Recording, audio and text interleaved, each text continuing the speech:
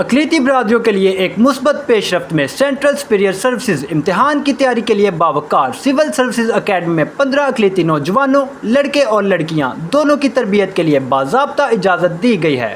یہ اعلان صوبائی وزیر برائے اقلیتی امور سردار رمیش سنگھ اروڑہ کی زیر صدارت ایک اہم اجلاس کے دوران کیا گیا۔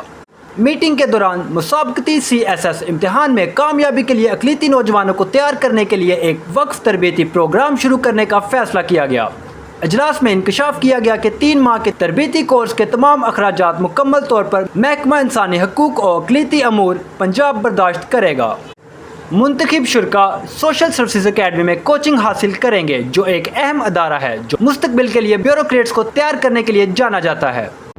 اس موقع پر خطاب کرتے ہوئے سردار رمیش سنگھ اروڑہ نے اس اقدام کو ایک اہم پہلا قدم قرار دیا اور اس بات کی تصدیق کی کہ اقلیتی نوجوانوں کے لیے مزید مواقع موجود ہیں۔ انہوں نے اس بات پر زور دیا کہ اقلیتی برادریوں کے نوجوان افراد کا قومی ترقی میں ایک اہم کردار ہے اور اس طرح کے اقدامات سے ان کے اعتماد اور خود اعتمادی کو بڑھانے میں مدد ملے گی۔